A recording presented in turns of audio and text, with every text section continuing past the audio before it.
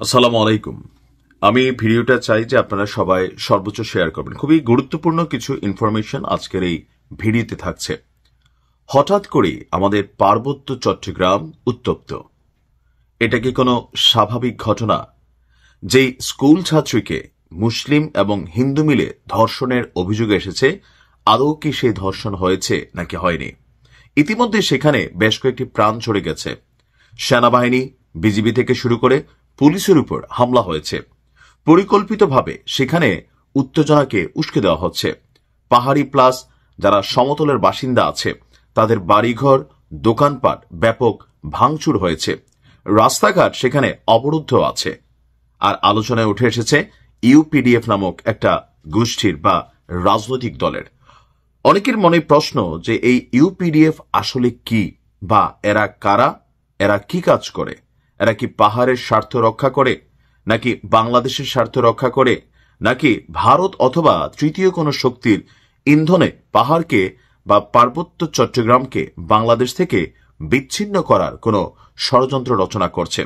বাস্তবতা হচ্ছে এই মুহূর্তে পার্বত্য চট্টগ্রামকে ঘিরে মিয়ানমার, ভারত থেকে শুরু করে চীনের একটা শক্তিও আসলে কাজ করে যাচ্ছে। যেহেতু সীমান্তবর্তী বিশাল এই অঞ্চলটা অনেকটাই অরক্ষিত, সন্ত্রাসীদের আস্তানা থেকে শুরু করে অনেক কিছুই কিন্তু সেখানে ঘটছে। তো ইউপিডিএফ নিয়ে প্রথমে আপনাদেরকে একটু ধারণা দিচ্ছি। ইউপিডিএফ এর মূল যে সংজ্ঞাটা, ওদের নামটা হচ্ছে ইউনাইটেড পিপলস ডেমোক্রেটিক ফ্রন্ট, সংক্ষেপে ইউপিডিএফ। এটা হচ্ছে আপনার বাংলাদেশের পার্বত্য চট্টগ্রাম ভিত্তিক একটি আঞ্চলিক রাজনৈতিক দল। আমি জানি না বাংলাদেশের অন্য কোনো জেলায় বা অন্য কোনো বিভাগে এরকম আঞ্চলিক রাজনৈতিক দল আছে কিনা। আচ্ছা, এই দলটির প্রতিষ্ঠা হয় 1998 সালের 26শে ডিসেম্বর। ঢাকায় একটি কনফারেন্সের মাধ্যমে এই দলটি প্রতিষ্ঠিত হয়। আর শান্তিপূর্ণ গণতান্ত্রিক পথে পার্বত্য চট্টগ্রামের স্বায়ত্ত শাসন প্রতিষ্ঠা করতে চায়।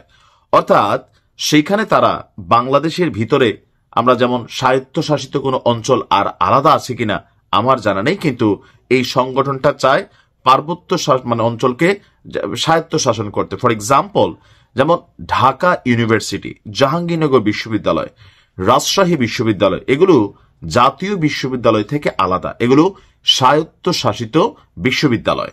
আর আমরা যে এখানে পড়াশোনা করি ন্যাশনাল ইউনিভার্সিটি, এটা সারা বাংলাদেশের যতগুলো কলেজ আছে সেগুলো একটা সিস্টেমে চলে। আর ইউনিভার্সিটিগুলোর মধ্যে 6-7টি ইউনিভার্সিটি আলাদা চলে। তো ওই রকম আলাদা একটা স্বায়ত্তশাসিত অঞ্চল হিসাবে তারা পার্বত্য চট্টগ্রামকে প্রতিষ্ঠা করতে চায়।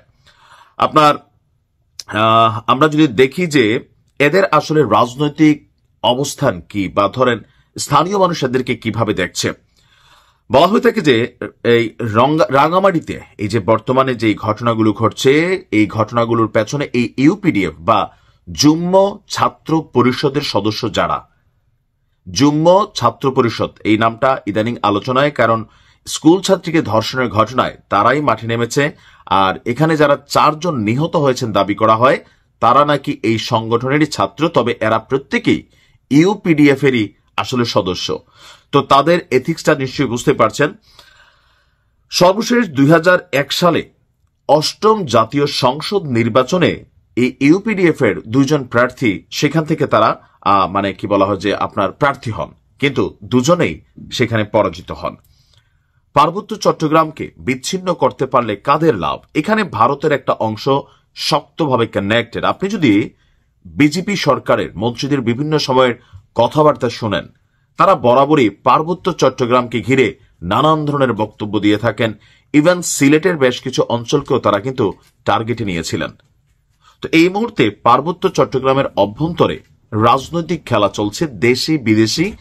আর আমাদের বাংলাদেশে যেটা হয়, যে দলগুলো আমরা ক্ষমতা থাকি তারা একরকম ভাবি, আর আমরাই আবার যখন ক্ষমতা থেকে সরে যাই অন্যরকম ভাবি।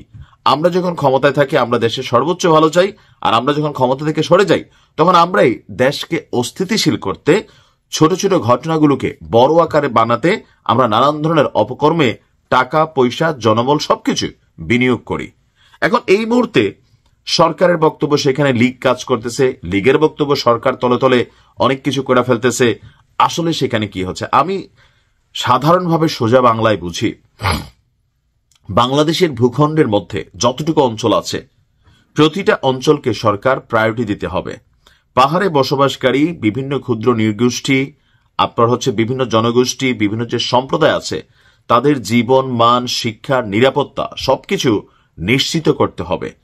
পাহাড় বনাম বাঙালি বা সমতলবাসী, আমি আমার ভিডিওর প্রথমে যে শব্দগুলো ব্যবহার করলাম, এই শব্দগুলো বা এই ন্যারেটিভগুলো আমাদের মধ্যে ঢুকিয়ে দেওয়া হয়েছে। তবে পাহাড়কে ঘিরে আজকে না, বাংলাদেশ স্বাধীনতার পর থেকে বিভিন্ন সময় বিভিন্ন শক্তির নানা ধরনের পরিকল্পনা কিন্তু সেখানে বাস্তবায়নের চেষ্টা চলেছে। আর এ লক্ষ্যে সর্বশেষ মেজর জিয়াউর রহমান, শহীদ রাষ্ট্রপতি জিয়াউর রহমান, তিনি কিন্তু সেখানে বাংলাদেশিদের সাথে মানে পাহাড়ের সেই গোষ্ঠীগুলোকে ব্যালেন্স করতে সাধারণ মানুষ যারা আমরা বিভিন্ন এলাকার আছি তাদেরকে কিন্তু সেখানে পুনর্বাসনের একটা পরিকল্পনা করা হয়েছিল, এমনকি সেটা অনেকটা সফল হয়েছিল। এখন ঝামেলা পাকায় কার? পাহাড়ে বসবাসকারী সাধারণ যারা শান্তিপ্রিয় মানুষ আছে, যারা তাদের জীবনযাত্রার মান উন্নত চায়, যারা চায় শিক্ষা দীক্ষা স্বাস্থ্য বিভিন্ন খাতে নিজেদের অবস্থানটা আগের থেকে বেটার হোক, তাদের সন্তানদের ভবিষ্যৎ আরো উন্নত হোক, তারা কিন্তু ভাই এখানে নেগেটিভিটি অথবা কোন রকম ষড়যন্ত্র অথবা কোনো বিদেশি শক্তির সাথে হাত মেলানো, এগুলাতে তারা কাজ করে না। তাদের মধ্যে যে অংশটা কাজ করে সেটা হচ্ছে সন্ত্রাসী অথবা সুবিধাভোগী গোষ্ঠী, যারা ধরেন পাহাড়কে ব্যবহার করে, যেহেতু সেখানে রিসোর্ট আছে, ইকোনমিক জোন আছে, বিভিন্ন ধরনের অ্যাক্টিভিটিজ আছে, তারপর মাদকের বিষয় আছে। বুঝতেই পারেন বাংলাদেশে মাদক এই মুহূর্তে একটা বিশাল ফ্যাক্ট। সো ওই রকম গোষ্ঠী যারা অপহরণ, কিডন্যাপিং, তারপর হচ্ছে যে লুটপাট, চাঁদাবাজি অথবা মাদক ব্যবসায়ী, তারা কিন্তু সেখানে আরেকটা সিন্ডিকেট করে। আপনি প্রায় দেখবেন সেখানে বিজিবির সাথে, সেনাবাহিনীর সাথে পাহাড়ি সংগঠনগুলোর বিভিন্ন সময় কি বলা হয় যে সংঘর্ষ হয়। আবার পাহাড়ি লোকদেরও বিভিন্ন অভিযোগ আছে আমাদের বিভিন্ন আইন শৃঙ্খলা বাহিনী সম্পর্কে, যে সেখানে সাধারণ পাহাড়িদেরকেও হয়রানি করা হয়। তবে সবকিছু মিলিয়ে এই মুহূর্তে পার্বত্য চট্টগ্রামে যা চলছে, আমরা যা দেখছি, ভেতরের গল্প কিন্তু অন্য কিছু। সেনাবাহিনীকে সজাগ থাকতে হবে, আইন শৃঙ্খলা বাহিনীকে এই মুহূর্তে 144 ধারা জারি করা আছে। অনেক পর্যটক সেখানে আটকা আছে, সেনাবাহিনীর সহায়তায় অনেকে ফিরে আসছেন, অনেকে সেখানে এখনো রয়েছেন।